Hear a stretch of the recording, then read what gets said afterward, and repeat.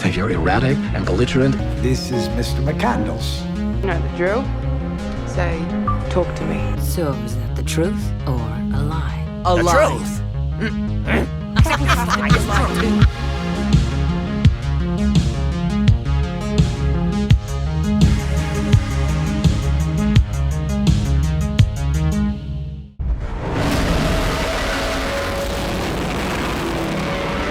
Welcome back to another episode of The Harbor. I'm your host, the Kino Cowboy. I'm here with my boys, Scott and Casher, for the end of the year, start of the new season, best of 2023. Scott's in goddamn New York right now. In center country. Country, you said? Yeah, dude, fuck New York. You just hate this place because you can't go do mushrooms in the woods as easily. You're not wrong. God bless Scott for tuning in while he's in vacation in New York. We are here once again we're going to do our top 10 favorites. We're also going to do our honorable mentions and least favorites of the year and anything else in between. Not sponsored by Coke, but gearing up. Yeah. I will be reviewing different Caribbean soft drinks I bought at the store around here. You got to drink them all in this like hour and a half podcast, though. Yeah. Well, I only got 3. I drank a malt one the other day. I'm not a big malt guy. Tiger malt. You know, I got that. It's a little too malty. This Coco Rico, the coconut one, that was pretty good though. So right now I'm working on Plus Power Up, which is allegedly a sports drink. It's pretty good. My webcam finally gave out on me, so I'm using my phone, which is not adjusting for the lighting behind me, so I have ascended to heaven for this episode. Yeah. Okay. So we're going to start with our least favorites of the year. So I'm going to go ahead and, well, here's the thing. I didn't see any horrible dog shit movies this year. I just saw a lot of mediocre or not so great movies. So everything I'm going to be talking about isn't the worst movie ever. It was just like, waste of my time kind of thing. I've got 2 in my head that I did not finish. That I started and I was like, I don't like this. I get it. And you know, I didn't know we were doing bottom least favorite. So you go first. I'm gonna look over what I saw this year and think. Okay. There's 2 that I just like started streaming. I was like, oh, I've heard these are fine. That I was just like halfway through, I went, these are fucking bad. One of them being Blue Beetle, which like I just don't. I'm over Cape shit. I was like, this one looks the most promising of the Cape shit this year, which is weird for me to say. And any movie with George Lopez, I wouldn't say that about. But it's like I popped it on, and I think the joke was he called his Toyota Tacoma the Taco. And I was just like, who wrote this? Dude, some of these movies that are supposed to be representational, I'm like, if I wrote these people would call me out for being insensitive. I ended up fucking falling asleep, waking up, and then like 30 minutes later and being like, you know what? I don't even want to finish this. So I turned it off and did something else. And the other one was just painfully fucking boring. In a year where we've had some banger horror films, we've got The Boogeyman, which was like supposed to be okay, and I literally watched like half the movie, and I was like, "There's nothing that's happened."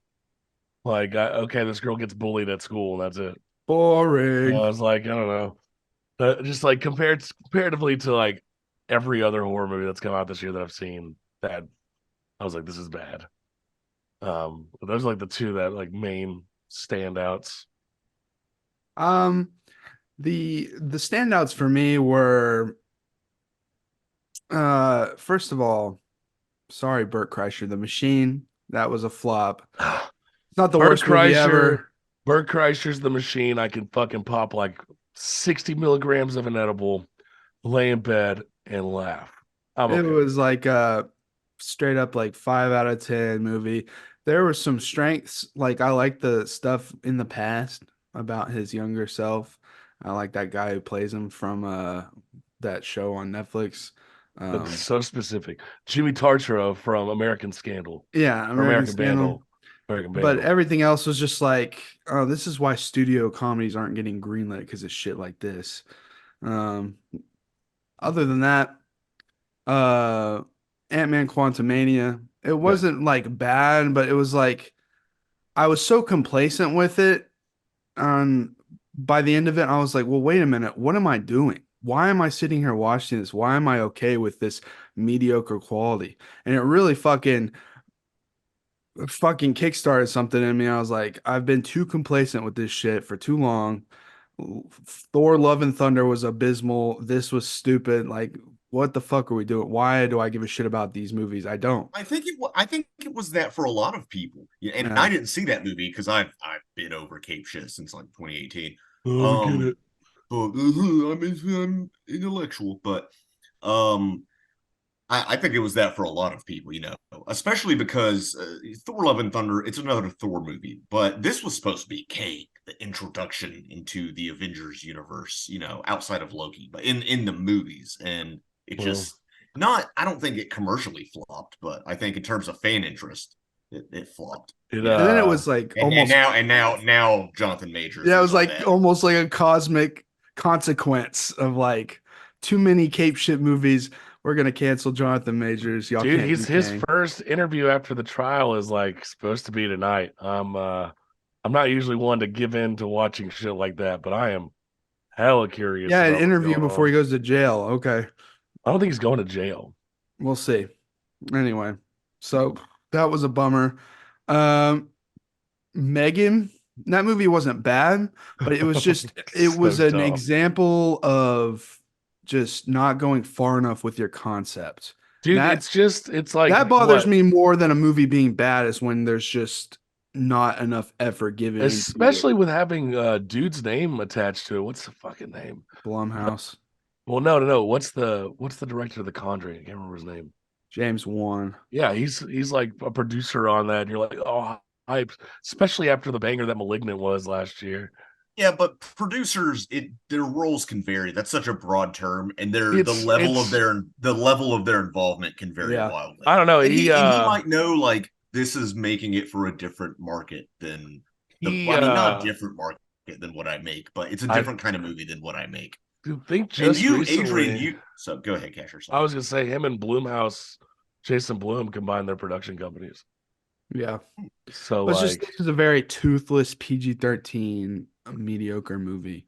it'd be Right, you nice told me spot. that because I had no interest in seeing it, and it did seem like a TikTok pickup on it because she does like that one dance and that One trailer. dance. The And you said marketing on this and you shit's said that's the insane. craziest thing in the movie. You're That's like, the craziest thing in the it. movie, and that should have been just the tip of the iceberg. They should have doubled down and accepted its camp and gone fucking either crazy with it or like super violent with it. One Full or the on other. Chucky's Yeah, wife it should have went ape shit in one of those either violent or in a campy direction, and it did not want to go either way. So They made a shit ton of money though.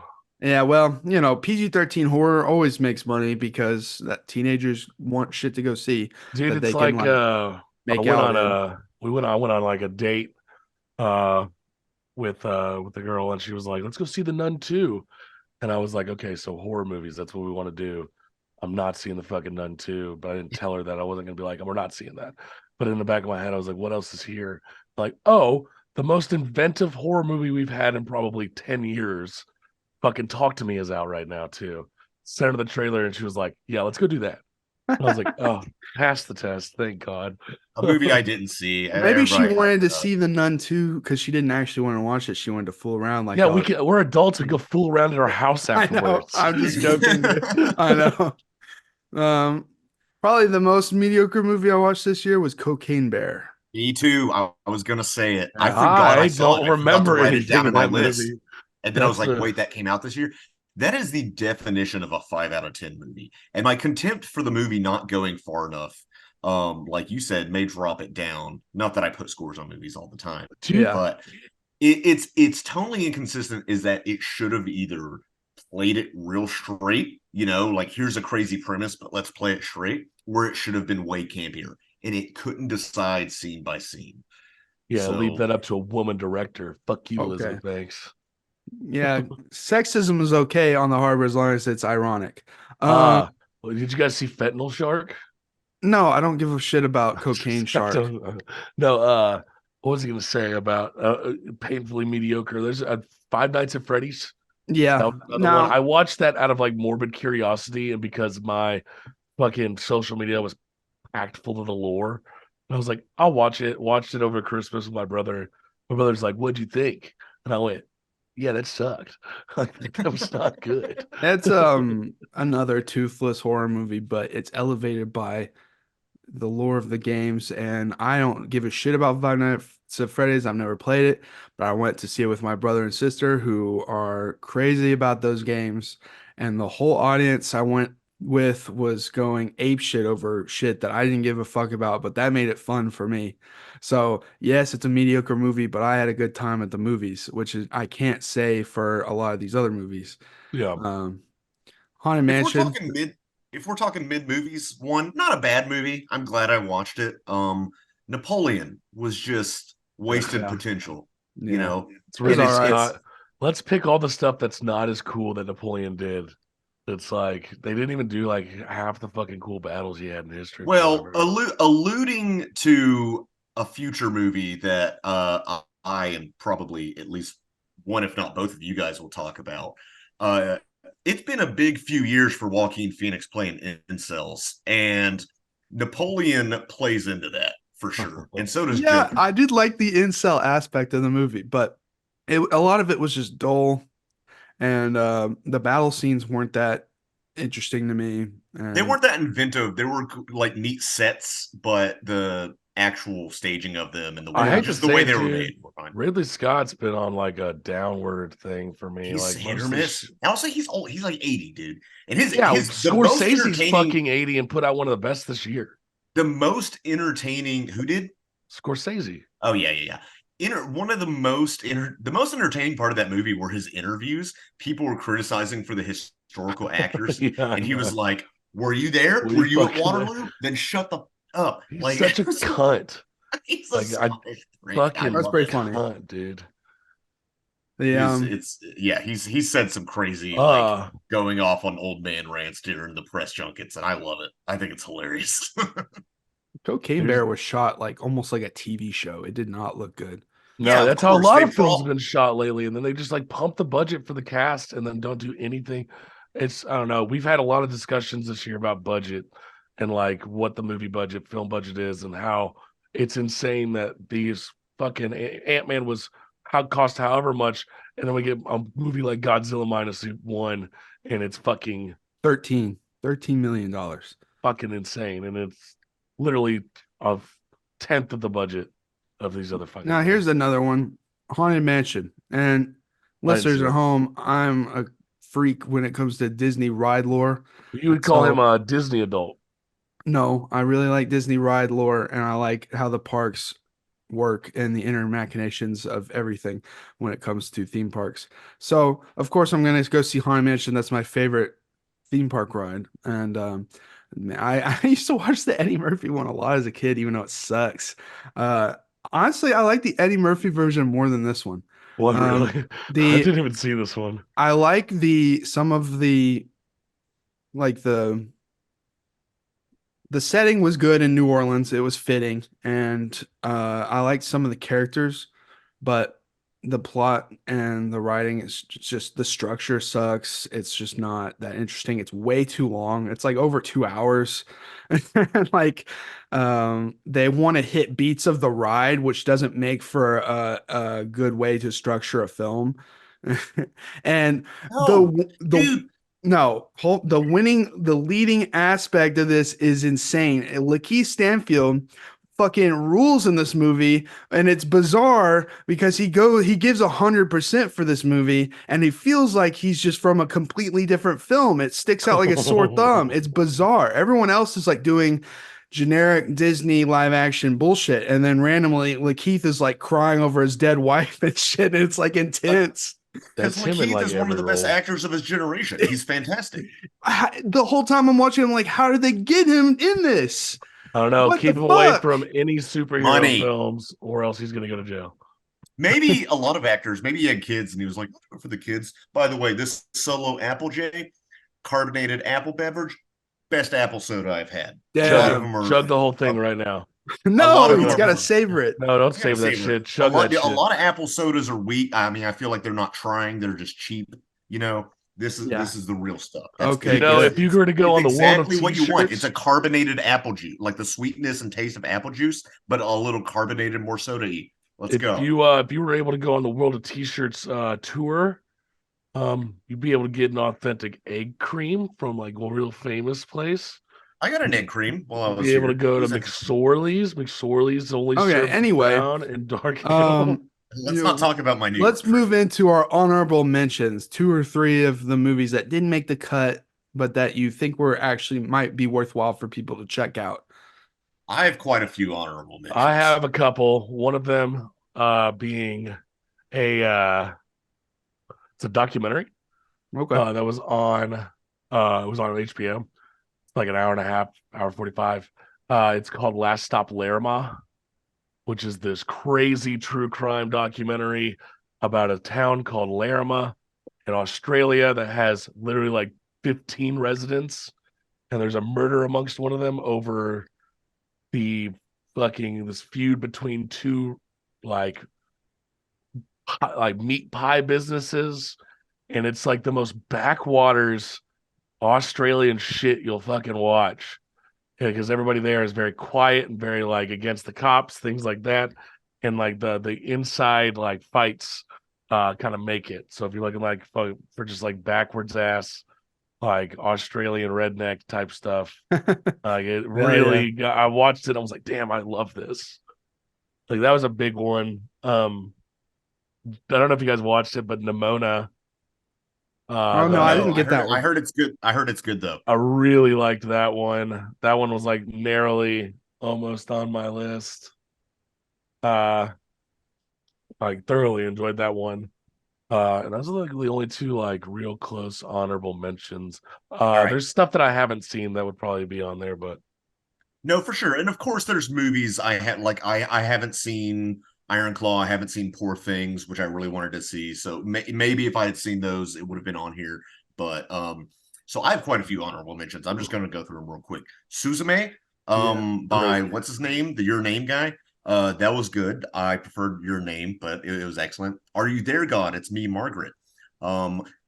Based on the no, not Judy Blume, is it? Is it Judy Blume? I prefer Junie B. Jones. Yeah, but no, it's really, here's the thing. It's I watched that movie, and this is going to sound cynical. I think it was a bit critically overrated because of it's a very accessible movie because it's a family story. That's a mama movie, dude. Like I know every mama in the fucking country. I felt weird because there was a bunch of 13-year-old girls and their families in the theater, and then it was just me alone in the back watching it.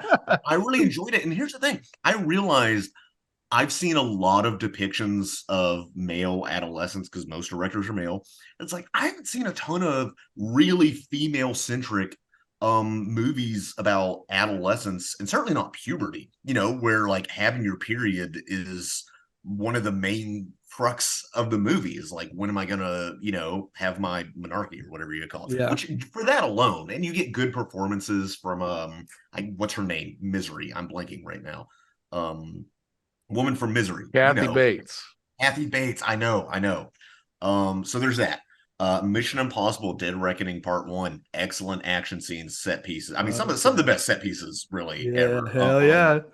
Like as the whole movie, like emotionally, was I super invested? No, but it's such a badass movie. Like I'm kind of sad that underperformed, although fuck Scientology. Okay, this one's gonna be controversial. Asteroid City. I need to give it a rewatch. Yeah. It's stuck in my mind some. It's just too dense for one viewing. And I feel like a lot of these movies. Fuck, I forgot about that movie from my list. Skinamarink almost made my top 10 just for the balls of it. I think what really elevated that movie was seeing in the theater. Seeing this weird ass, hyper low budget movie, experimental, avant-garde, quite frankly, horror film in the theater was such an experience. But the movie itself should have been 30 minutes. That was one of my what's it called? Honorable mentions. Yeah, honorable mentions, because that's probably the most avant-garde art house movie I've seen in a wide release theater with a almost like 2/3 full fucking audience. Yeah. That was ape shit. That was insane that we saw that at a Cinemark on a Friday or whatever, and it was just like, I'm surprised like half the people didn't walk out. And we talked to some people after, and some of them were like, I dug it.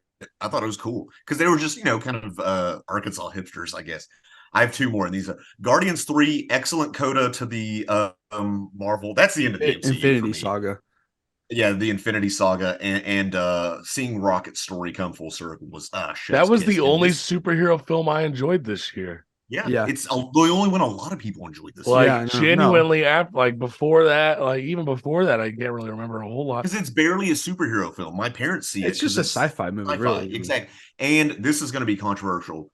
Barbie. It's better than a lot of movies that are on this, but I have this weird thing where like it seems like an apologia for a brand that they bring up that they've messed with girls' expectations and that they've polluted the planet with plastic. And I'm like, but making this movie doesn't undo that. But at the same time, this is a really good feminist movie, and I'm glad you're bringing some of these ideas to the mainstream. So maybe I need to see that again. And it was very well made, of course. I love Greta Gerwig. But also, and I want to marry her. Go ahead. Greta Gerwig has nothing to do with what Barbie has done to society and women and plastic. Exactly. I know it's me being a douche. Like it should probably be higher up, but it's on my honorable mentions too. Barbie, it didn't make the cut, but I did enjoy it a lot, and my fiance was emotionally affected by it as someone who has mother issues, and also I think it's very powerful. I think it goes the distance with sending the message home, not just for Ken, but for Barbie. They both get like moments to realize that they need to change how they do things. Barbie's on my top 10. I really liked it. Yeah, it's a great movie. I forgot about these two films while you were talking. There's like one film that I forgot that I really enjoyed, but just barely didn't make my list, and that's The Killer. Yeah. David Fincher's new film. That's some of like the best. The Killer was like the most unconventional, almost comedy fucking movie. It's it's like the blackest comedy. Ooh, yeah, that makes me want to see it more because it's literally just like I fucked up the movie. It's like it's like a killer who's like the best of his abilities, but this is like the one time he fucks up and it sends everything in like a spiral. It's like a zany adventure. It's like a zany adventure, but it's like Mr. Magoo except he kills people. Yeah. Okay. This makes me. It's like a bad game of Hitman. Like you fuck up playing Hitman. Yeah. That's okay. That makes me because I like David Fincher, but I don't worship at his altar like a lot of people. No, this is way more interesting than like Mank or anything like that. Yeah, this is fun to put on. It's like a one-time watch for me, but like it has one of the most like badass fight sequences I've seen in a long time. Probably all year. That might be the best. That might be the best fight scene in the movie this year because of just the weight of it. It feels so it's heavy. Badass. It's like you're groaning the whole time because he's getting the fucking shit rocked. Also, John Wick 4. I definitely like. It should be on the list, but there's like too many others towards the end of the year. Yeah, I knocked that one off. John Wick 4 is the best action film I've seen. It's always hard if you're not a professional critic. This is your job. All the movies are stacked at the end of the year. Yeah. So then you're just got to go through them and be like, all right. That's the thing. It's like the top like 15, 16 of these movies I adored. And John Wick 4 is on there. Guardians is on there. Suzume is on there. It's John Wick 4. Me and Scott saw that in IMAX, dude. That shit was banging, dude. I saw that 3 times in theaters. I think it's way better than the third movie, and I think it wraps things up really well in like a very stylized, old-fashioned kind of way, where he has his moment, his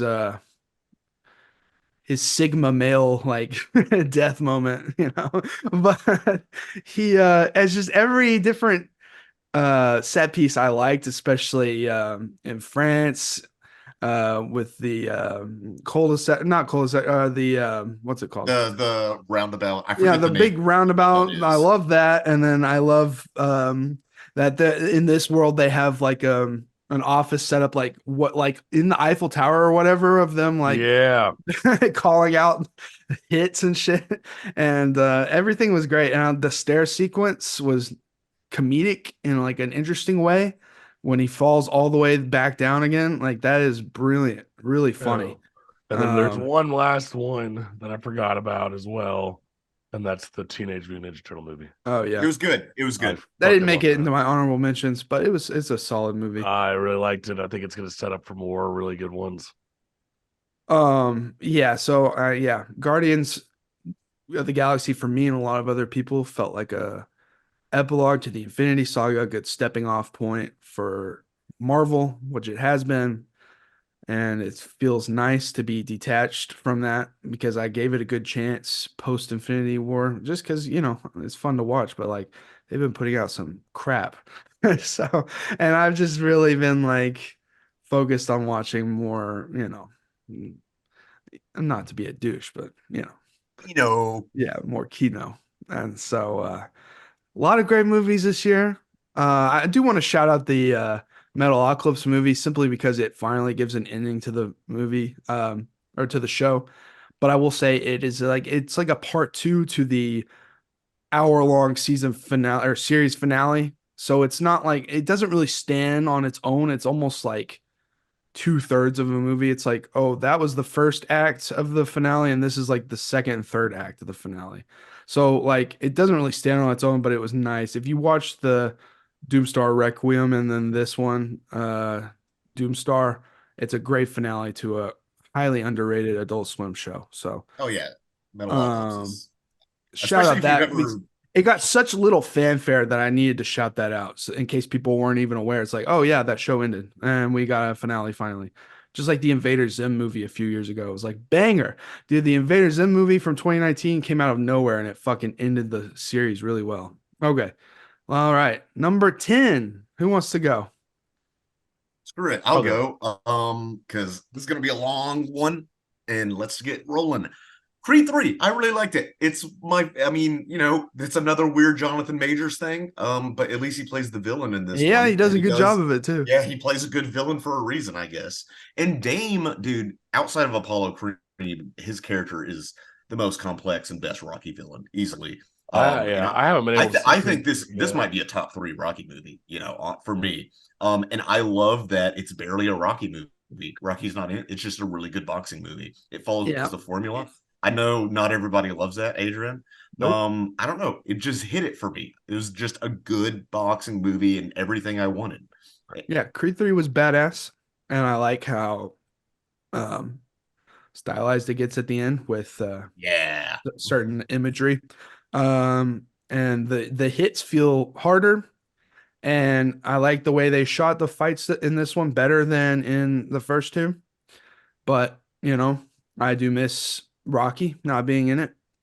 I don't know what he would have been. I don't know. I just feel sour having him get kicked out of his own franchise, even though it's not about him anymore. It just feels like, okay, do I need a third Creed movie? No, it was still good, but like, I don't know.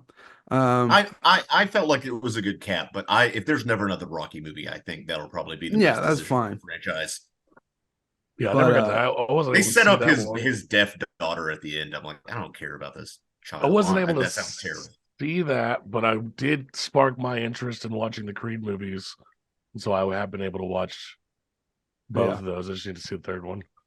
Yeah, they just get better and better. First one's pretty good. Second one's good. And this one I really enjoyed. Mm-hmm. Yeah, right.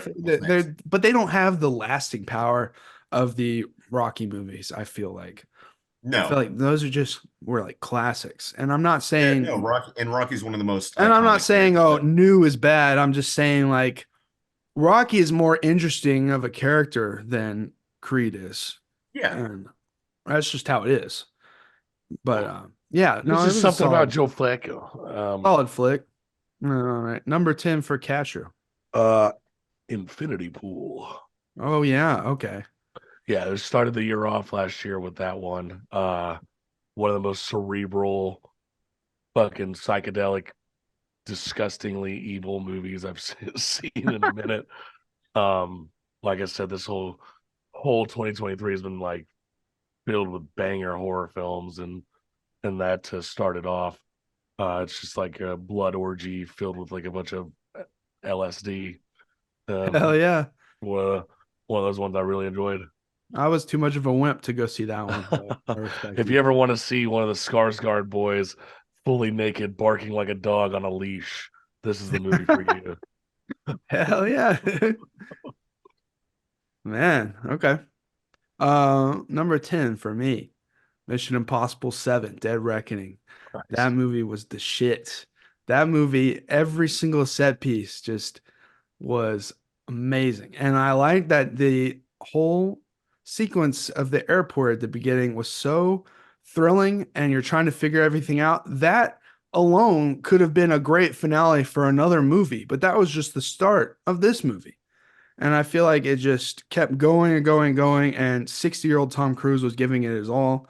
And there was actual like death and consequence in this movie, real tactile action set pieces, which have been sorely missing the last decade. Not all the time, I'm just saying. But this is like when they come around, you want to go see them.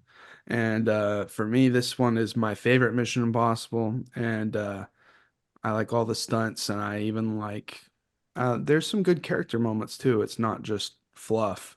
But yeah, that I really had a great time watching that movie, especially in IMAX. A lot of these I saw in IMAX, but like, man, what a fun movie. So I'm hoping part 2 delivers. And the important thing is like it was a part 1 per se, but it still felt like a whole complete film, which Yes, is nice. that's all.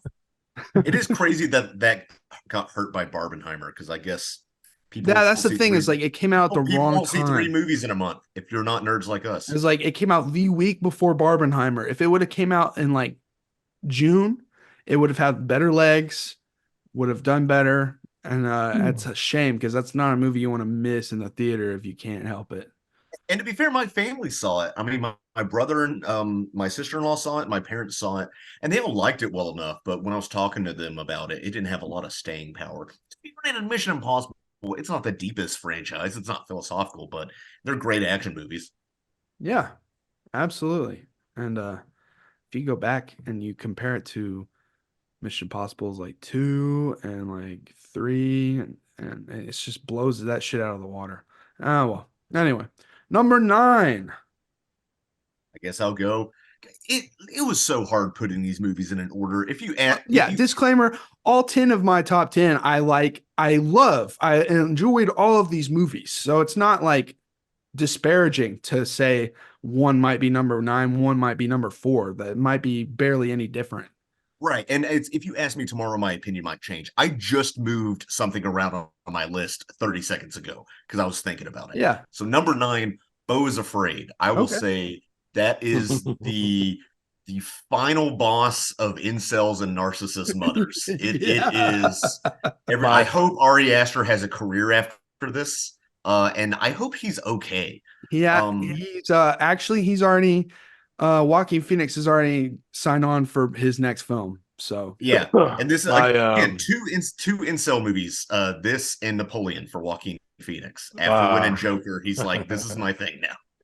No, he was even kind of that in Gladiator, man. I think my favorite Letterboxd comment was like, "This whole movie is just a question of why won't mommy let me come." It's very. It's hard to describe it to people.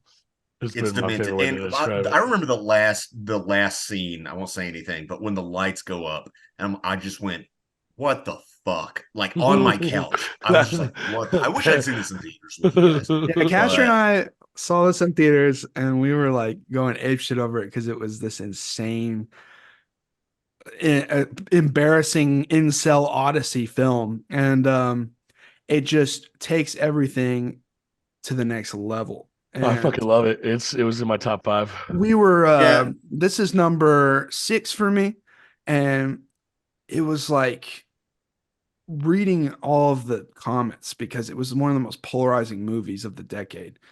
For critics as well, not just our audience. Friend Sam put this like number 2 like worst of the year, and it doesn't make any sense to me. Well, Sam got filtered. He got filtered hard, and maybe it's too relatable. Huh, Sam? No, he's in a happy relationship. I know that's the funny. That's no, but what the fuck is wrong with this guy?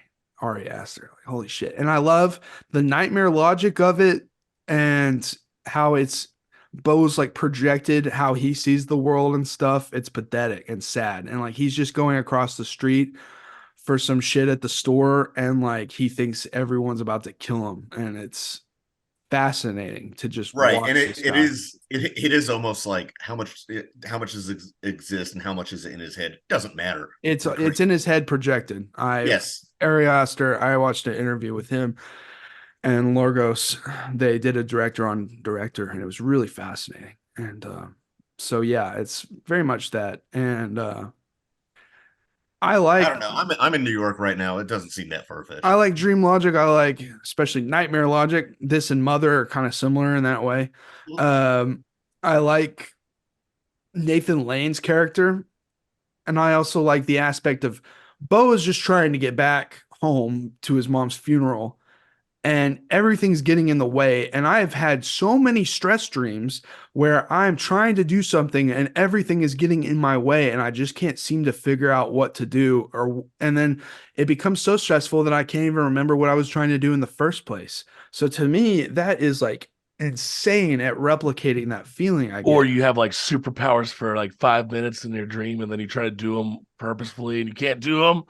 It's just like this replicates a stress dream incredibly. It's But, like you can't tell what's the dream logic and what's reality. yeah, I love when Right. it blends like And that. then once you hit that fucking middle point of when he's in the fucking woods and he's watching that play, and you watch that whole thing go down of like from the beginning of his life to the end, and you're just Yeah. like, and then he's like, okay, gotta go.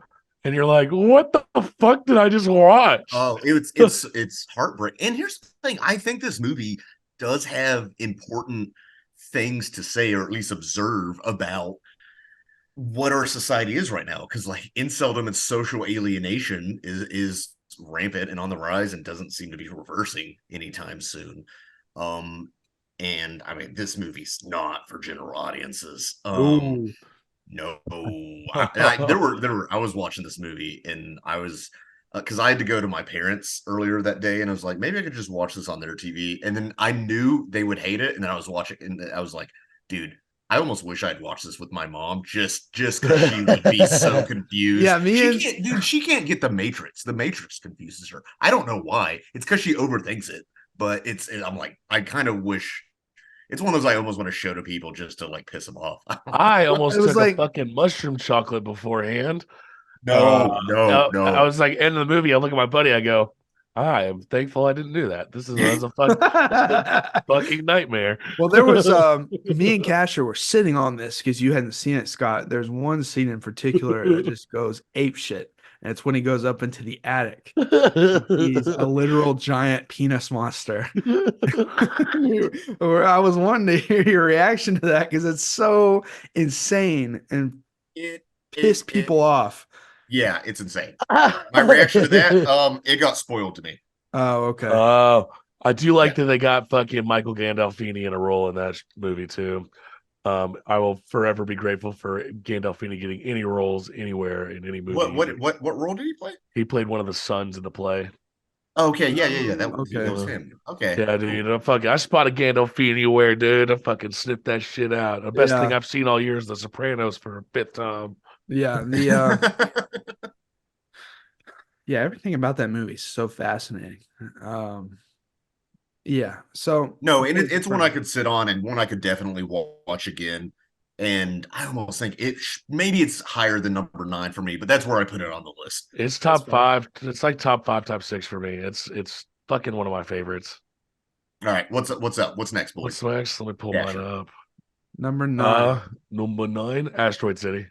Okay, cool. Yeah, it's the plight of a fucking creative mind, and I've seen it twice now, and it's got some of my favorite running bits in a movie, and then it has some like the most important self-reflection, I think, of Wes Anderson's career. Yes, you nailed it, and it's number 8 on my list. And Asteroid City was so interesting to me that people at home, if you haven't watched it, I made a video essay with 2 other of my friends on this. So I might repeat some of that here. And it feels very much like a self-reflection of Wes Anderson's entire career and some of his insecurities on display with many other interconnecting themes so dense that I couldn't even believe it.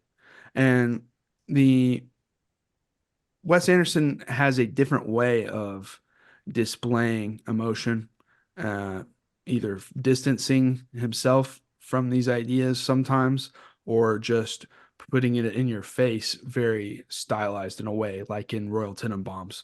But this was his most lay his heart bare film in multiple ways.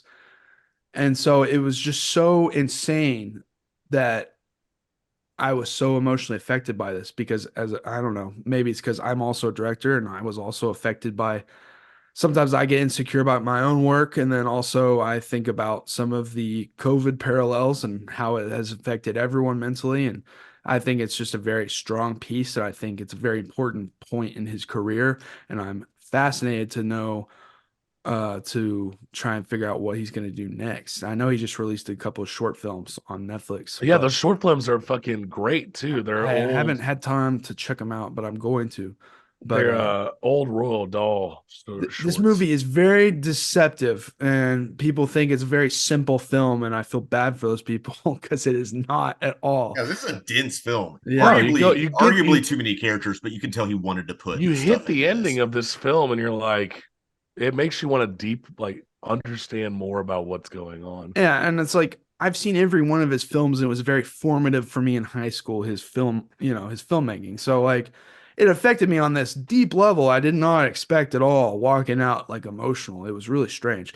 And there are a ton of characters, but when you've seen it 3 times, like I am, it all flows well, and you're really surprised at how well you notice what connects where and who's interacting with who. I don't know. It's a fascinating rewatch for sure. I will say no, that. and I definitely need to rewatch. And I will say, here's the thing: when I watched it, sometimes you're just out of it mentally. I'm such a fucking idiot. I didn't even realize the quarantine parallels until like I watched your video essay this morning, and I'm like, oh, I'm stupid. I'm so stupid. Oh, it's teaching during the pandemic with Maya Hawke's character, and that's literally something I did, and I still didn't get it because I'm a dumbass. So I don't know. Don't listen to my opinion on anything. And also, speaking of opinions, Jamaican cola champagne soft drink with no tea. It's okay. I can't describe it. Hey, chug it. No. So chug. That was Don't do that. That's not good. Yeah. He's gonna throw up if he burps. He's gonna throw up. Please throw up. Please. That would be awesome. I know. Foam, yeah, I want that. I want that out of your mouth right now, so badly. No, it's fine. What is this, Dick House? No. No. Okay. I went to college. All right, number 9. Your mom goes to college. My number 9. Controversial placement, but like I said, all these movies are fucking bangers. Number 9 for me, Killers of the Flower Moon, Scorsese's best film in a long time. Nice. I just watched that last night. Yeah, that movie is important. Soul-sucking. Movie's important. It's an important movie. I like that before, by the way, we mentioned it on another cast, and before you kind of joked that this was like, I don't know, like, oh, white movie about Indian. Yeah, I know you were just joking, and then once you watch it, you're like, no, this is an important movie. This is an important film. It's especially bringing light to that crime, because I no one's heard of that before this.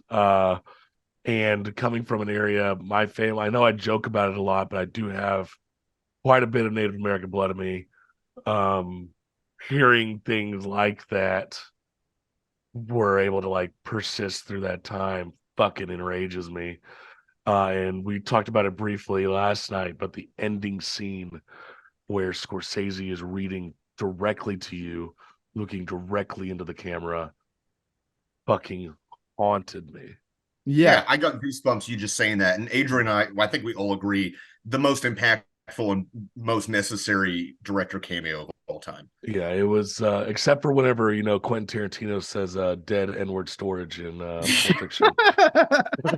No, but it's just like, Let me write myself saying the N-word. it's the in fact that script. he tells the most like harrowing, sad tale in American history, and then uses it as a almost like a wacky radio drama at the end as a way to frame his own message at the end is insane. What a power move. Like that, any other director's hands, that would fucking fall flat. But he made it work so well, and it made it even more impactful. And Of course, Leo and De Niro both did great in it, but I just want to give a specific call out to Lily Gladstone, Yeah, who deserves an Oscar this year. she's great. Yeah. her performance was so subtle and understated. Yeah. Dude, that end at the end when she asks, when she talks to, we're gonna be at least lightly spoiling all these, as you should probably know, but when she talks to Leonardo and then walks out is so powerful. And really, this movie is just man's capacity for evil, and really a community's capacity for evil, for overlooking things. It's I don't even have words. Such for an it. It's interesting frightening. line with DiCaprio's character. There's this great, interesting line of like, okay, he's stupid, but he knows he's doing these things anyway. And he does have moments of regret, but then he just can't figure things out. But that's his own ego. There's a 'Cause he's like, fucking "This is my line that he wife." says. He goes, "I love money almost as much as I love my wife," while he is actively poisoning his wife to get the money from her. Yeah. And honestly, one of my criticisms of this movie, and the movie needed to be made the way it did for the movie to work. So this isn't really a criticism as much as an observation. I think the guy in real life was maybe less sympathetic and more of just a greedy. I didn't find any sympathy for this man at all. The only time I felt I wouldn't say sympathy. Only time I felt any modicum of him feeling bad for him is when he was in jail and he's realized his baby Anna. Well, it's not him being sympathetic for him. It's him being sympathetic at all towards any of this. Yeah. I think. Yeah. It's just because he does have these moments of horror, and it's like you cause it, like especially when the house explodes, sees that brain like sticking out and shit. Like it's gonna stick with you for the rest of your life. You did. It's like malicious incompetence on his part. Yeah, it's just like and it's I don't know. The movie was great. I loved every set piece was fucking awesome. I've been to places in Oklahoma where they are surrounded in Osage County. Beautiful plains lands. The music they used was very purposeful and beautiful. And this very impactful Scorsese statement at the end, and then showing modern day Osage tribes. Yes, that was, and it's Adrian Lycan did the Schindler's List at the end. Oh yeah, it's absolutely it's that Spielberg mic drop moment. Yeah, and it's that shot has stuck with me through the years. It will persist, and it will persist. And you did mention there were Osage, and I guess there are still a few in Arkansas, and just from being that part of the country, I did connect with this a bit more. Arkansas doesn't necessarily have Osage. Osage is like a little bit further inwards in Oklahoma. Yeah, but we have Cherokee was a big one. Cherokee is like the main one from the Arkansas places around here. Cherokee, Osage, we do have Osage. But if you go up, especially where I live in Fort Smith, it was directly on the Trail of Tears. It was Indian country.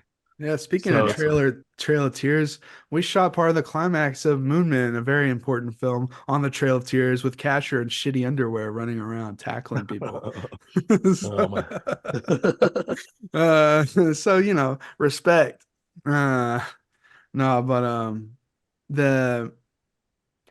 That's just an example of like Scorsese's in his 80s making bangers like this, and it's like, come on, Ridley Scott, do something like this. I don't know.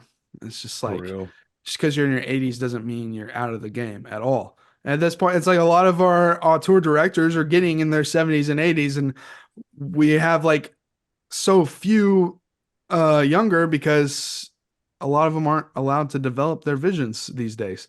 So I Right, don't know. because they make one movie and then for money they get snatched up by a studio and then their vision gets gutted. Another honorable mention I forgot to say, speaking of old directors, is just the Furiosa trailer. That's better than some of the movies I've seen this year. Ooh, Hello. boy. Can't wait for that movie. Cannot wait. Oh man. What's Okay. next movie? Number 8. Whoa. 8. Okay. Number 8 for me. This is another one I got filtered for at first just because my headspace was weird. And I saw it with you, Adrian, so you might be able to guess what movie this is. But the more I thought about it, the more I liked it. Boy and the Heron. Okay. I got to pee real quick. I'll be right back. Okay. Okay. Just because I'm an artist, as is Adrian, and this is an artist dealing with his legacy, and how his legacy will persist, not through Goro, his son, which is kind of depressing. That is his son the Parrot King? Maybe, I don't know. Are the parrot soldiers the marching fans? Are they Imperial Japan-esque studio workers who want to carve up his work and serve it for future generations? And he is critical of consumerism, if not capitalism as a whole, yet works in the system and in a studio system. Has been very financially successful, of course. I hope he gets paid well, but he's really dealing with hopefully that. He's been paid well. And he's giving it to the world, and he's saying this is already out here, and that's fine. And I will die. These films will last. Maybe the Ghibli legacy will not last, but I have done my good in the world that I can, and it is the next generation's turn.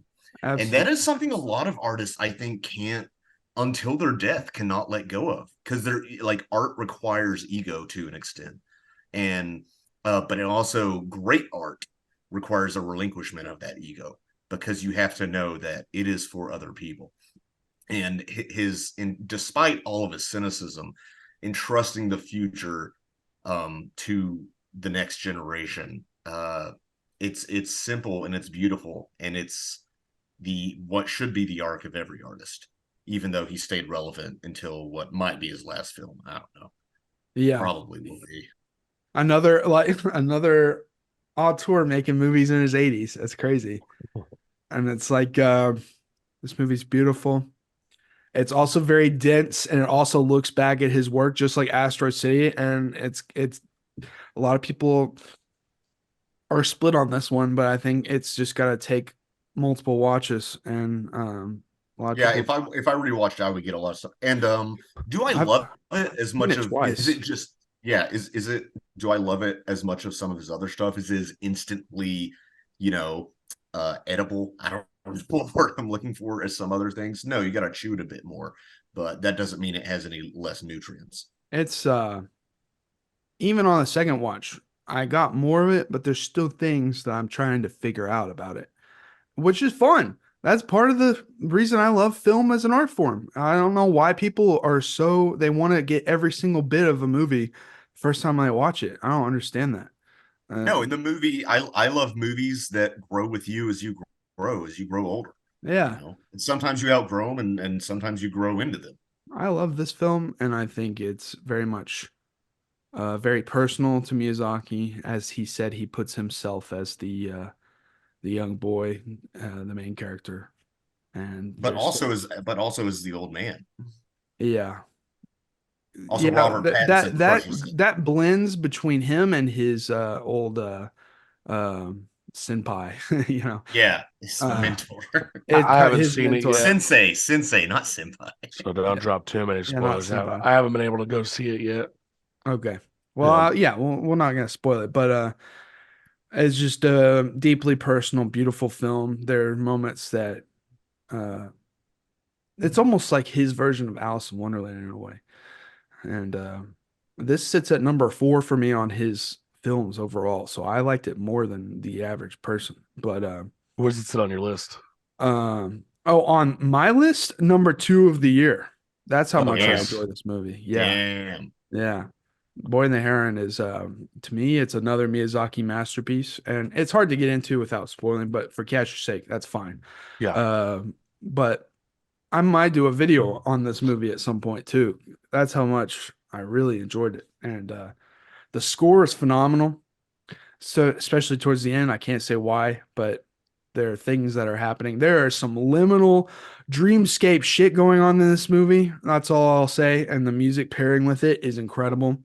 And the film almost feels like a nexus to all of his film, like his work, just is representing his work as a whole. And it's almost like they're exploring the in-betweens of this realm or something. I don't know. It's fascinating. Yeah.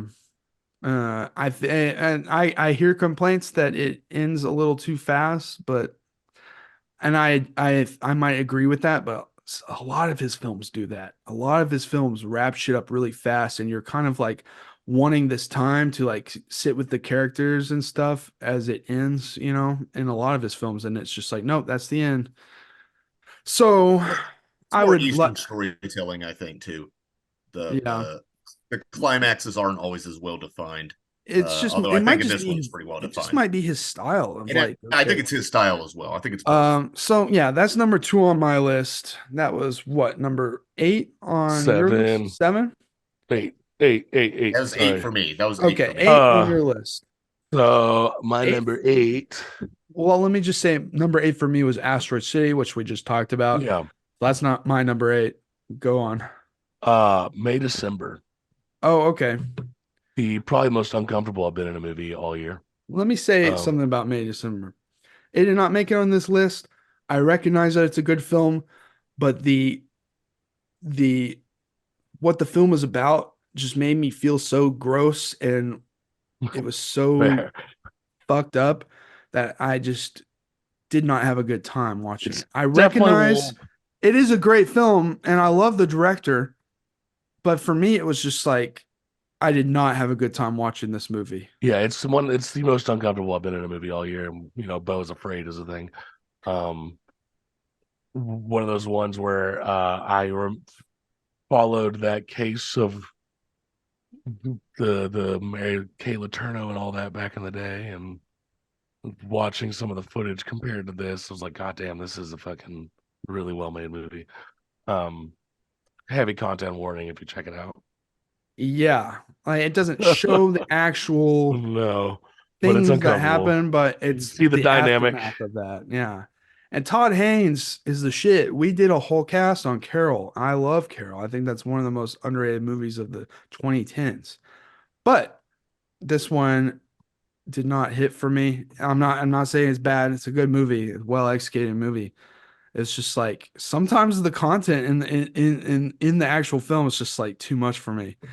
And like, it's just ugh, I don't know. And like the whole town just seems to be like complacent with it, which is realistic. But They it's, just don't it's want what any happens. drama. Yeah, they don't want any drama in their town, I guess, This mirrors the Mary Kay Letourneau case almost Yeah. completely, to the point where Manny Billow, whatever his fucking name is, the kid that was with Mary Kay Letourneau, has openly said like, this feels like I wasn't consulted, blah blah blah blah. I wish we would have worked together on this type of thing. Yeah. So But yeah, that was the guy who plays the assaulted individual, he did really well and had a lot of nuance in his performance. And and he's like only been known to be in like teeny bopper it movies. felt like a really realistic depiction of someone who was groomed at such a young age. And so I give it heavy props for that. Really, yeah. And I've been interested in watching more Todd Haynes because he's one of those that he makes films. I guess what I'm trying to say is like his gay voice is very interesting when it comes to his films and his medium and what he uses or what he does with his stories and his characters and what he chooses. And so I'm interested to check out some other shit. Like Far From Heaven, I heard is kind of similar to Carol. And I don't know. I want to check out more of his filmography because I like the way he chooses to do LGBT stories. And because it was Todd Haynes, I was expecting this movie. I didn't know anything about it, so I thought it was like a gay romance or something. Yeah, you thought it was a sapphic romance. Instead, it was a creepy pedophile movie. So, Yeah. uh, So part of me thinks I need to see this movie, and then part of me thinks, no, I don't. No, it's a I good don't. movie. It's It's very a good movie. It's uncomfortable. just like I did not have a good time watching it at all. But What was I could what's easily see why it'd be on your list, though. so what? Now we're at 7. Yes, Yes. I'll go first, and I'll just say Okay. number 7 is Beau is Afraid. Banger movie, arguably Ari Aster's best film, and I know people might get pissed off at that, but like this movie is one of a kind, and There's literally nothing. it's like a going to- psychedelic odyssey mixed with like comedy and horror, and it's just this weird tale. And the funny thing about it is that Ari Aster, he wrote this movie like 10 years ago, and the he was gonna try and make this his first film. Can you imagine? Oh my God. I mean, his first. You guys have seen his short film, right? Yes. Like, Yeah. this is nothing. Like, this is nothing out of the ordinary for old Ari Aster. I know, here. but like But imagining that as like his first film over Hereditary, obviously he like, couldn't get he showed this to his professor while in film school or something like that, and the guy was like, how are you going to get this made? Like, this isn't going to happen. And so it's been sitting around. He said when he rewrote it, obviously he said the first draft originally 10 years ago came to him, and like he wrote it in like a week or two, and then the rewrites before he was going to actually shoot it in 2021 took 9 months to really get everything particular. He said the beginning of this movie and the ending of this movie are the same. He says the difference was really mainly the middle portion, especially with the play stuff and the life and death stuff. literally the trippiest part of that whole fucking film for me. So it was nice that he finally got to get this movie out there. And you can see it's a very, compassionate baby of a film for him. Which I read that maybe he's just straight up lying. I read an interview with him. He said, my family life was good, but we did have a few difficult years in my family. So I'm like, A, you're either lying about your family life, or B, whatever those external circumstances were really traumatic. Yeah, what the fuck, dude? I don't know. What was your number 7, Scott? John Wick 4, baby. Is it as high as art as some of the films we've been talking about? No. Yes. But Arguably, yes.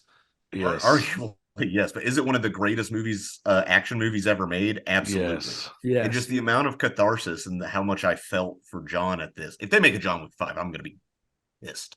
Well, I think Except- nobody is going to be the main.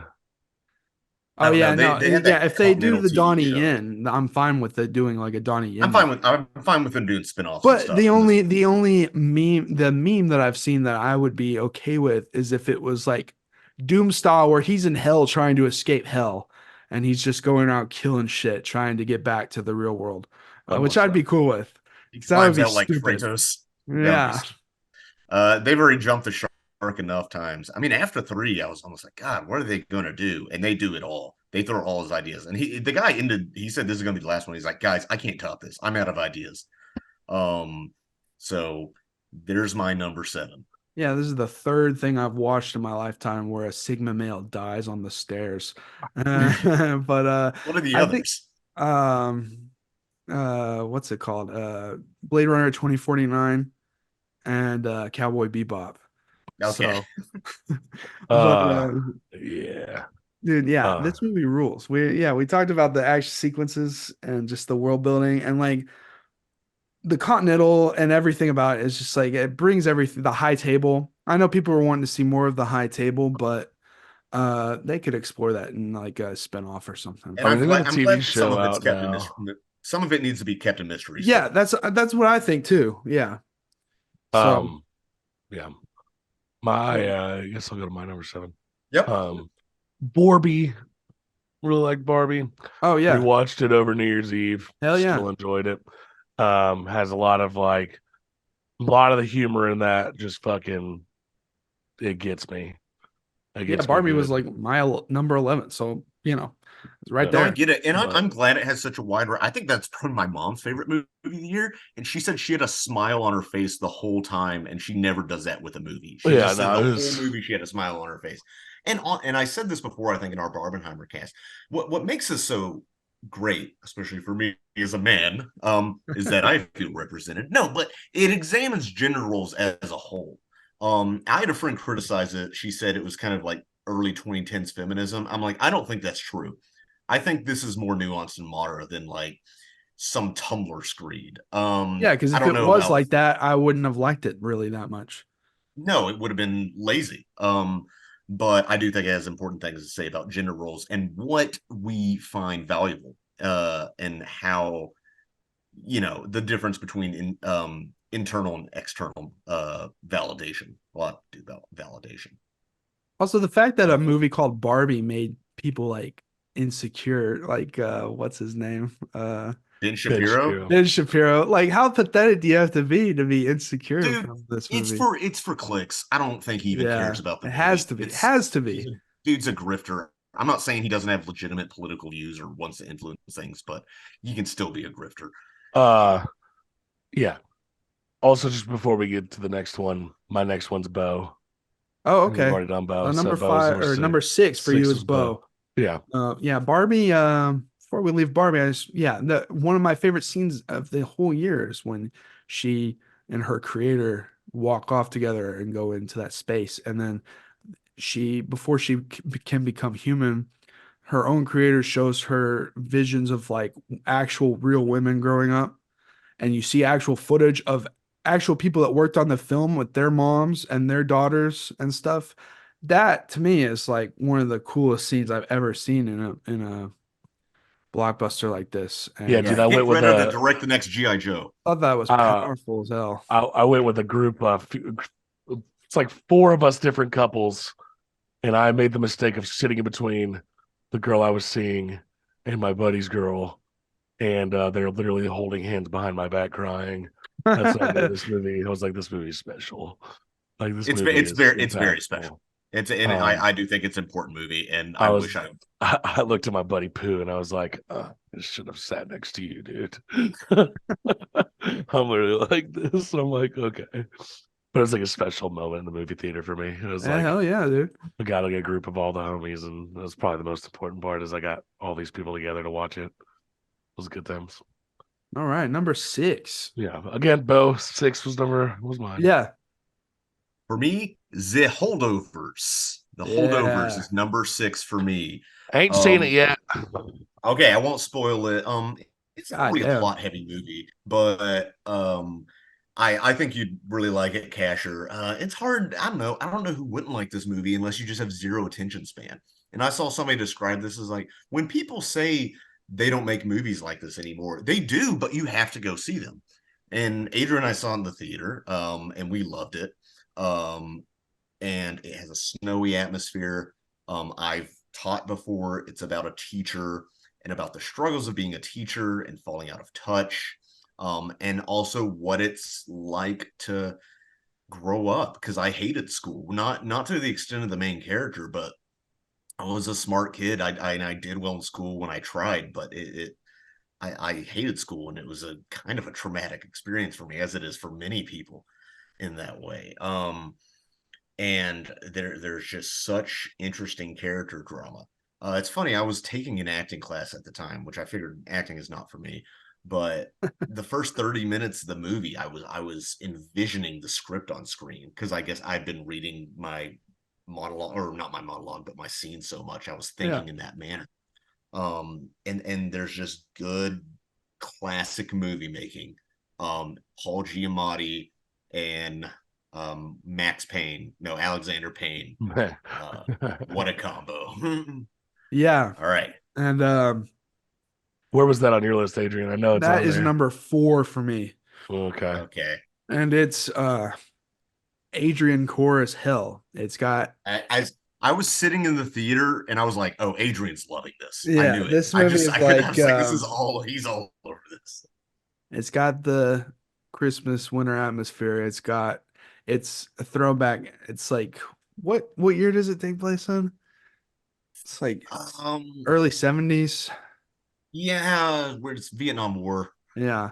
So it's got the period piece and it's like a boys' school. And I read a lot of it was similar to a lot of literature I read in school that I liked, like A Separate Peace and that doucher Holden Caulfield, and stuff like that. So it reminded me a lot of that. Very comforting kind of film. And there's one character who is grieving the loss of her son throughout the movie, and that is a very realistic depiction of grief in a way that's not over the top. And so I really liked that depiction a lot. And I liked the kind of the father issues that kind of come out within the film and stuff like that. And it's a great time, and it's technically a Christmas movie, really, and the first good Christmas movie in a long time. Yeah, no, I think It's like a Christmas movie for like adults. right. It's not. It's too art. I wouldn't even call it art house, but it's too indie and artsy to be a holiday classic. The actress whose name I forget, but crushes it in the role as the cafeteria lady experiencing grief. I saw a video of her talking about her process preparing for the role. And she very much studied the stages of grief, which are complex, and was thinking about like in what stage, at what point in the story am I in this? Yeah. And the way she explains it is deeper than that. But And then that guy, Dominic Sessa, who plays the kid in the movie, who was not an new actor. guy. I think he was excellent. He was great. He was like a revelation. The director, he was a boy who actually was going to that school who just decided on a whim to audition and got into the movie and was like never acted before. So that's insane. Hell, dude. Yeah, like how does that even happen? Some Yeah. people have it. I hate them. Some people have rich parents. No, it was a very beautiful movie. That was my number 4. But my number 6 is Spider-Man In the Spider-Verse? Across the Spider-Verse. Yeah, whatever. Yeah. That was like my movie number. Kicks ass. My number That 3. I was on the edge of my seat the entire time. I so don't care about superhero movies now.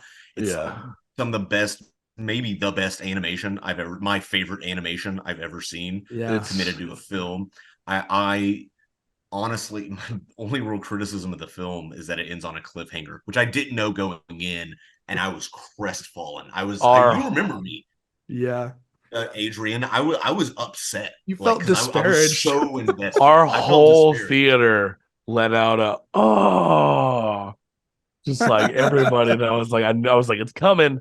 It's fucking coming. This is part 1. I still listen to the soundtrack, and I'm so invested in Miles Morales' story, dude. That's because Miles is the coolest Spider-Man. Yeah, and his journey of self-discovery, because it's a journey of self-discovery and adolescence. And I'm gonna do my own thing. Yeah, and but also the meta storytelling there with like, oh, he's black, that means he can't be Spider-Man, which is a bunch of commentary from incel fucking alt-right people, and like they're definitely commenting on that in this movie, like, fuck you, this guy is Spider-Man just as much as any other Spider-Man. Yeah, right. Dude, comic fans love Miles Morales and there was some skepticism, correct me if I'm wrong. I'm sure there was like some resistance at the beginning, like when they announced that they were going to do this. Of course. Like, here's the thing. Comic book fans don't fuck around. If they don't like your character, he wouldn't show up as much as he does. And he shows up a lot now. He's in the Spider-Man 2 video game. Yeah, but I still see shitty. Oh no, it's the Ben Shapiros of the world who are complaining that he's woke. And it's like, why? Because he's an ethnic kid from diversity means white genocide. Just say. No, dude, this was my number 3 of the year. I'm a big Spider-Man fan. Cape shit. Again, I've been fucking done with Cape shit. I went and saw this fucking 4 times in movie theaters. Hell yeah, dude. Took my baby brother twice. This is the fucking superhero like trilogy to end all superhero trilogies. We'll see. And we're only on. We'll see. I will be so fucking. I will cut my dick off and eat it if the third one's not as good or better. Yeah. It's people said the working conditions were brutal, even for animation. Good. Keep those working conditions. fuck Keep my up, dude. fucking film, dude. Shut the fuck up, dude. But yeah, this was my number I was 3. talking to Sumner, who's been on here before, and he said, "Well, the proof is in the pudding, though. Yeah. The product." Dude, that's what I'm saying. That's No, what sucks I, about crunch. Is like sometimes like terrible crunch. You know, the games industry has a lot of crunch. It's like, yeah, Diablo 2 had crunch, classic. Halo 1 and 2 had crunch, classic. It's like it sucks. this was a number 3 for me. There's not a single animated movie that topped it. There's very few movies in general this year that topped it for me. It's just every scene, every frame of this, I'm like, what the fuck? Every frame of painting is it's overused almost, and it almost used as a joke. Every frame in this is a goddamn painting, and I still listen to the soundtrack. By the way, and you take a character like the Spot and make him the most fucking terrifying villain.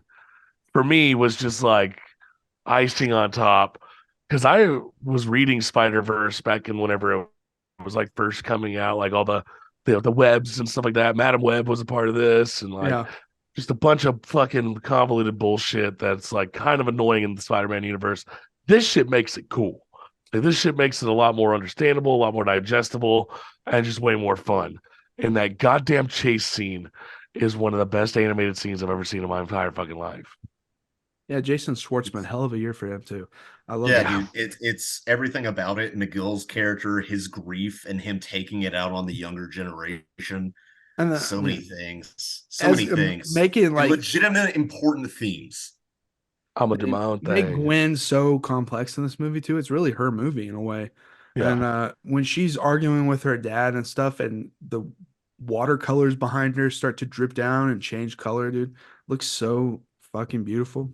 And it's like so fucking beautiful. I know, it's just, but like, it's like some people are like, this movie's just too much. It does too much. It's like, maybe your boomer brain can't handle it, but my ADHD millennial zoomer brain can. I don't know. It does a lot. The first time was a lot. And I remember you said to me, and I agree because we saw it in IMAX. You said, I almost want to see that on a smaller screen so I can see all the frame at once. So much shit going on, yeah. And I had to see it twice. Especially when they're fighting that, like, that vulture from that different dimension. They're flying. So much that shit's fucking crazy. Whoa, holy shit. What is going on? You know, and that's all before the title drop. I know, dude. It's crazy. That's one of those, when they dropped that title, I was like, holy shit, this movie's gonna yeah. What number are we on now? 5? We're going to 5, yeah. We're 5. Okay. I'm gonna hold off on 5. I'll explain why later. Okay, I'll give mine. Yeah, sure, you go. Good old Godzilla. Fucking hell yeah, dude. Godzilla was the shit. I think that's the most fun I had in a movie theater all fucking year. Was like fucking few beers deep with my buddies who had never been to like a fucking IMAX film, let alone a Godzilla film, and took them to go see that. And we were just like ordering beers and like fucking watching Godzilla, and it's got the most impactful human sentiment ever. I've got a group of like 3 of us all just like wiping tears from our eyes, and like this is probably my favorite movie experience all year. It's the best movie experience I've had all year, and on top of that, it's the best Godzilla film I've ever seen. Yeah, and I'm really glad that the West is waking up to how awesome Japanese Godzilla is. Yeah, dude. Let's get more kaiju movies. Maybe throw a little Shin Kamen Rider type shit in. Like, give us some cool shit. Mm-hmm. Like, just give me more cool shit. That's all I asked for. But yeah, that was my number 5. All right, my number 5 is Poor Things. This movie is possible masterpiece. I won't spoil it for you guys, but it's very much like feminist Frankenstein. And I know that probably sounds cringe as hell, but it's just so. It's Yorgos, dude. It's Yorgos Lanthimos. He made a movie that this is like his first time not shooting on location, but making sets and stuff. He has the budget to do this, and it has this strange alternate reality kind of look to it. Almost to German expressionist that's in a way, right? Yeah, it's almost very in a way. Cabinet of Dr. Caligari. Yeah, that's what it looks like. The most like it's like I came out of this movie and the most Reddit thought I've had in a long time was like, man, I want this guy to make a BioShock Infinite movie. But this movie is brilliant. Emma Stone is a revelation in this movie, and it's hard to explain why if you haven't seen it, but like she, depending on scene to scene, she has different levels of intelligence, but they didn't shoot this film in sequence. So she's having to like figure out where on the scale she is for each scene, and it works so well. And it's fascinating watching her growth and progression as a character. It's very much like a woman finding, it's like a allegory, like a woman finding her own autonomy. You know what I mean? And it's just a very Growth and great movie. progression. And Willem Dafoe's great as usual. I love the character design for Willem Dafoe from The the trailer. first like 20-30 minutes of this movie is in black and white, and it's done in this weird stylistic way where they use really like fisheye lenses, and the way this film looks, this analog way that the film looks, especially in this black and white, true black and white, it doesn't look like they just pasted it in, you know. You would think the Fish Islands look would clash with this kind of film, but it actually miraculously works really well and like gives you kind of this kooky weirdo sense of like you being in this scene, experiencing this weird world with them. And I thought it was really fascinating filmmaking. And I'm excited to go back because Yorgos is someone I've put off for like actual years and years. Yeah, buddy. He's And so this movie was fun. I saw it in our local art house theater. So most of everyone there was in on it because it is very much like a comedy and people were having a fun time. But there was one person that walked out like 10 minutes in. And I was like, damn, I knew that was coming because this is a movie where people would walk out of. But also, this movie's very pro sex work and stuff like that. So I've seen some Puritan Zoomers say movie's stupid and disgusting, and that really disappointed me. I think that some of the sex scenes had to get cut down just to be released in the UK.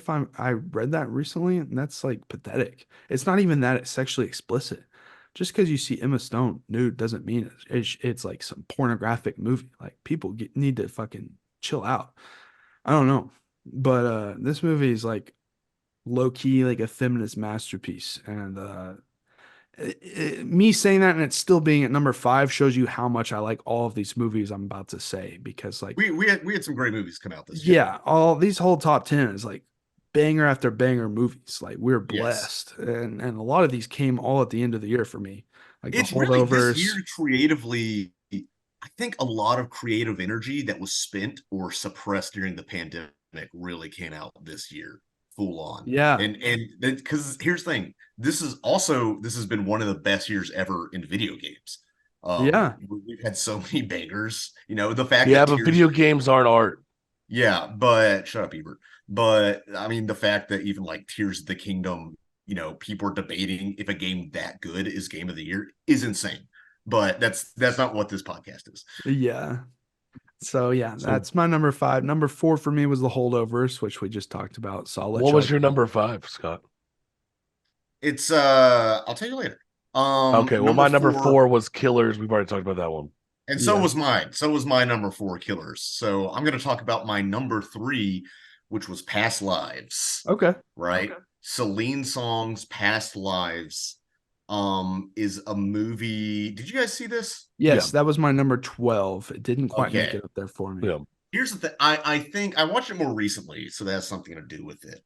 I'm kind of a closet romantic. And this movie touches on a lot of things. I'm obviously not an immigrant. I'm a white dude from Arkansas, but I know a lot of third culture, as it's called, people who don't really fit into one exact culture. And I've traveled a lot. And I've even in a sense known what it's like to be alienated from American or Southern culture. So even as distant as I am from these themes, Casher, if you don't know, it's about a Korean American woman and her. I've seen it. Oh, you've seen it? Oh, never mind. The I didn't know. Well, anyway, for our listeners, it's about a Korean American woman and her relationship with both her homeland and a Korean man from her childhood who's still there, and her new husband in New York and her new life. I've been thinking about it while I'm walking around the city, actually.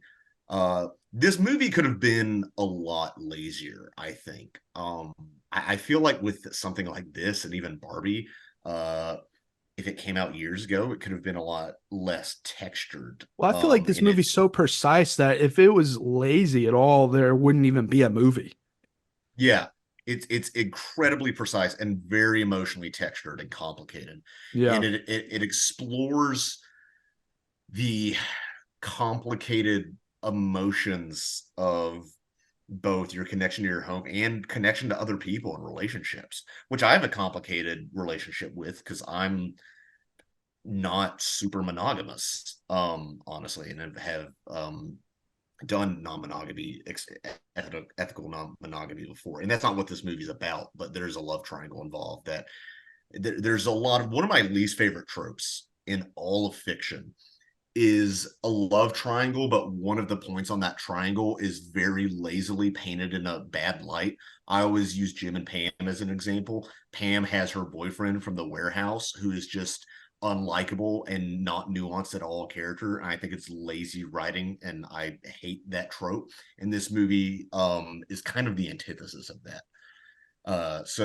And it was just an incredibly emotionally effective movie to me. And it hit me in a lot of right ways. So number 3, Past Lives. Hell yeah, dude. I like that movie a lot.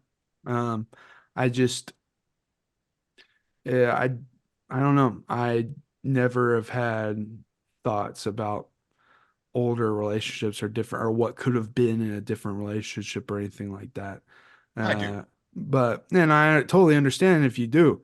It's just a little bit for me, it was like, well, and I was getting stressed out a lot with the husband because I felt bad for him and stuff. No, Yeah. you do. You do, and it's well done. I do think it's almost far-fetched, the relationship, like that this guy, again, good year for incel movies. The Korean guy's almost incel-y because he's like finding his childhood crush almost across the ocean. But it's not about who people are, it's about what people represent. And I think in a relationship, you really have to know, am I in love with this person or with the idea of this person and what they represent to me?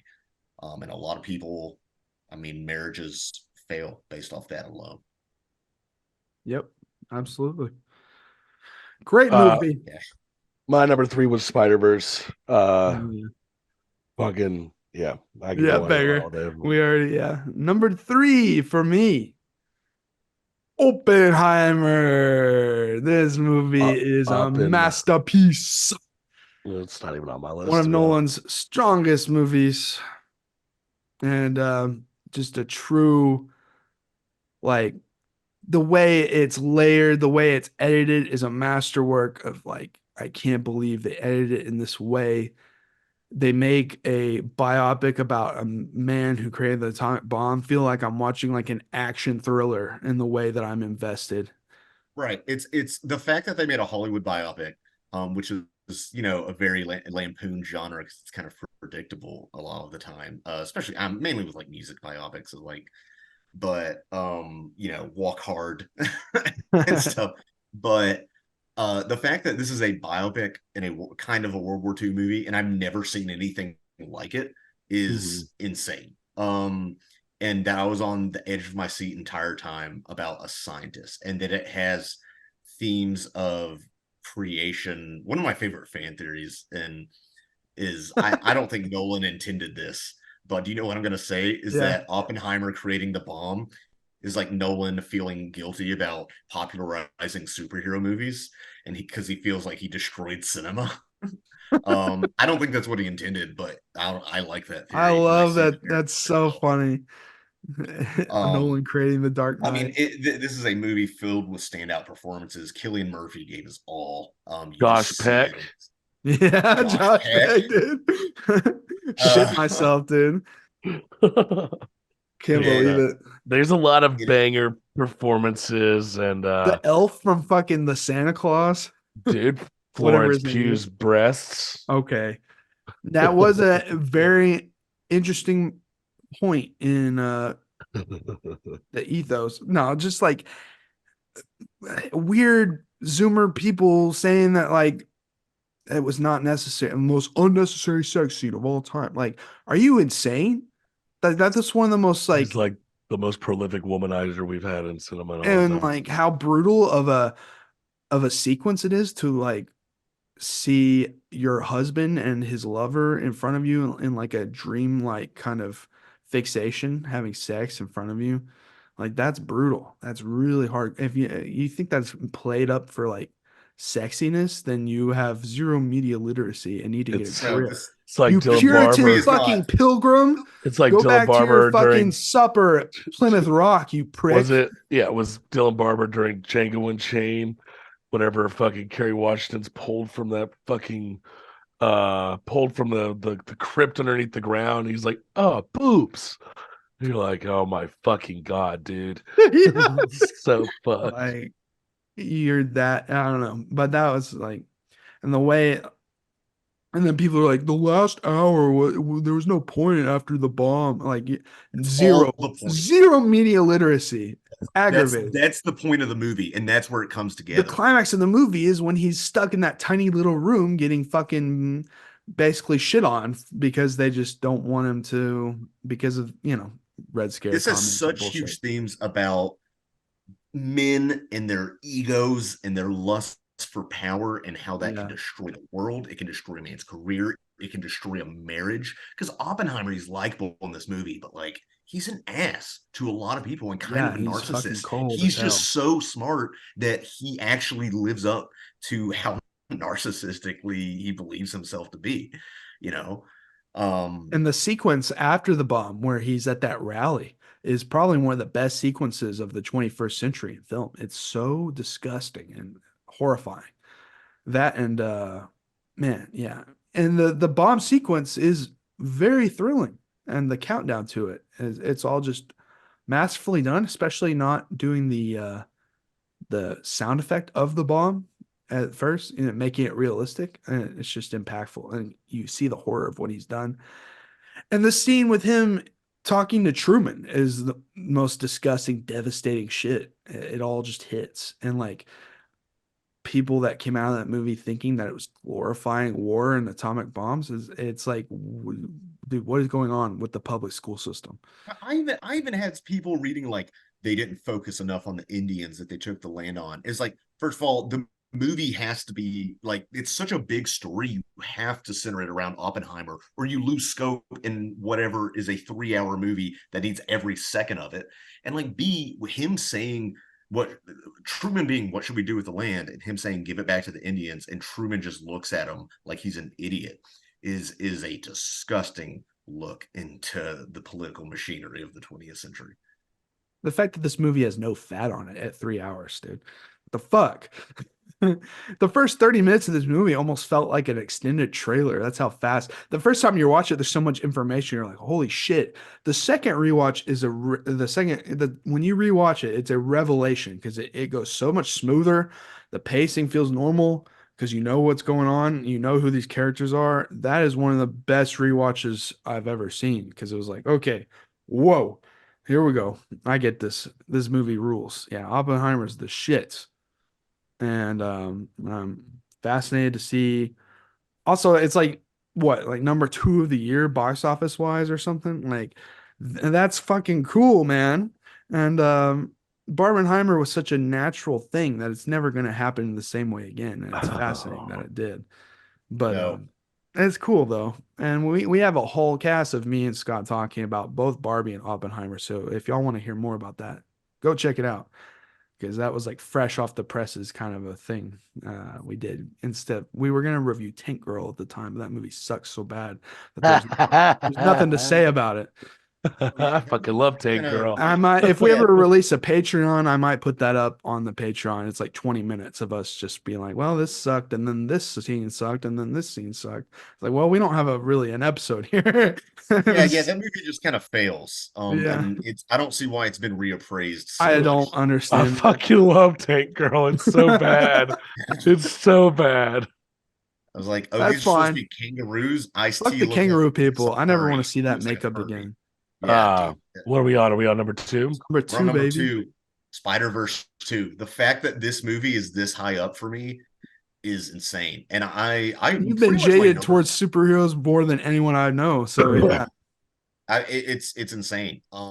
It's fake and, Jade. And I already Scott said likes all everything of I it. wanted to say about it. I love superheroes, and Spider-Man's my favorite superhero. Yeah, Scott loved. Oh, we didn't mention the Flash on this cast. Fuck the Yeah. Flash. I didn't see it. No. Yeah, no. Scott loves the Flash. My number 2 and number 1, I pretty much knew. Everything else is kind of interchangeable, but and even then, talking about it again, I almost feel like I can move those around. But my number 1 and number 2 are interchangeable, so I'm gonna go with the one everybody knows. Talk to Me is number 2 for me. Okay, cool. Film. What is that movie about? Give me the basic elevator pitch. Using possessions as a form of drug. That's okay. cool. Fucking Caught wild. my interest. That's the best way I can conceptualize it. There is a hand that is encased in it's like a mummified, like medium's hand that they've encased in this ceramic. That you grab the hand, you say, show me yourself, or something. You say something, a spirit shows themselves, and then you say, talk to me, and you have 90 seconds where you're taken out of your body and that spirit possesses you, and you have this dissociative, like crazy experience. But if it's over 90 seconds, that spirit tries to keep you and kill you in that body. That's cool. I was going to see that in theaters, but it was just at a very busy time. Dude, it was. I don't know if that was when I was on my engagement trip or what, but I just did not get to see it in theaters. Pleasantly surprised by it. Pretty much blown away by it. I'm a huge horror buff. And like this one, I popped into it knowing that it was going to be good, but leaving it being like, holy shit. Like, this is the first film that these guys have made. And it's just nice to see another YouTubers.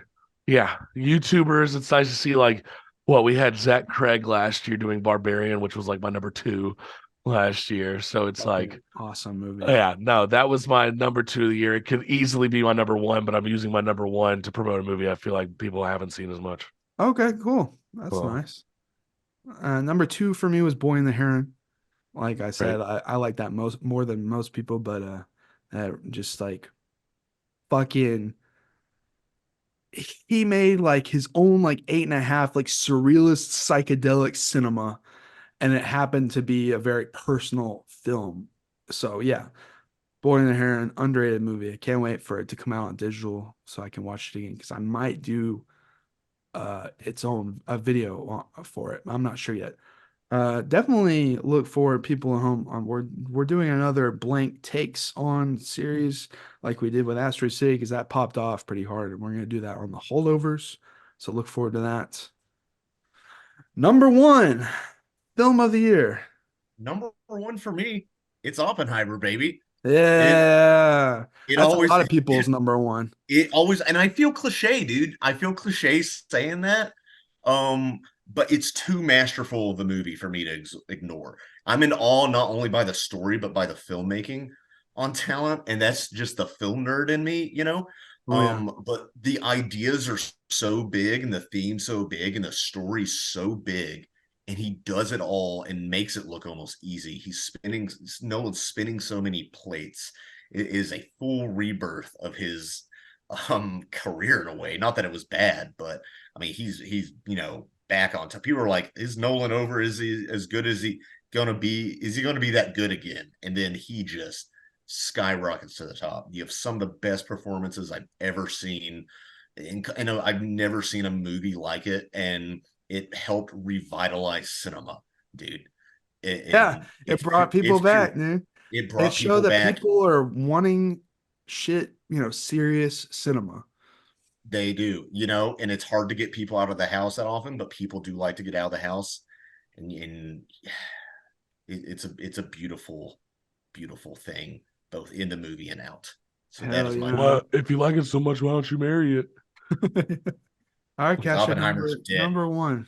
Number one for me is an Argentinian horror film called When Evil Lurks. Probably the biggest fucking like probably the most disgusted I've felt. If you haven't noticed, when I feel like just morally fucked by a movie, I usually really like it. And this one, it's the most unique take on possession and fucking like demonic rot that I've seen ever. And I went into it blind and remember finishing it and just feeling icky, feeling not good. And that's how I knew. I was like, yeah, this is different. This is something that I've always wanted. Because like the whole premise of it is like someone gets possessed and they begin to physically rot from the inside. And if you deal with that rot by just killing it, that rot, that demon spreads throughout the city. And these two brothers try to deal with this rot and they accidentally fuck up essentially and cause this rot to spread over cities and they have to get their family and fucking run. That sounds dope. And if you go watch it, it is pretty graphic. It's also very, very just like there's not a lot of hope there's no hope in this movie. But it's one of my favorites of the year. That and Talk to Me can be interchanged. I loved both of those films. Yeah, you so like fucking Possession. much. Have you seen Possession? Yeah. Yeah, dude. I like fucking demonic horror movies, and Possession is my favorite type, and I got two of the most unique that have been made in the past 20 years. Good for you. Happy for you. Yeah, dude. Fuck. Ugh. Adrian, I know you're number one. Number one is Godzilla -1, baby.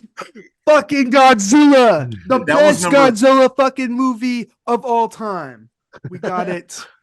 I saw it fucking 3 times. This movie made me come in my pants and cry at the same time. I saw it in IMAX. Couldn't believe my fucking eyes. I can't believe we got a Godzilla movie this good with actual characters we give a shit about, with crushing, awesome special effects. Most brutal fucking atomic breath of all time. It is the most brutal atomic breath of all time. It is just. I still remember being in the theaters and like I could hear that. Well, it's like rumbling, and I'm hammered, just fucking excited for this. If you don't like this, how are they going to top this? I don't know how they're going to top if you don't like this movie, you're a pussy, and you should fucking unsubscribe from this podcast. Probably kill yourself too. Yeah, probably kill yourself. Well, not that. This movie fucking rocks my shit. And for a while, as soon as it was over, I was like, I couldn't believe it. I was like, this is like a top 3 for sure. But now I've watched it 3 times. I'm like, yeah, I think this is just overall the best one.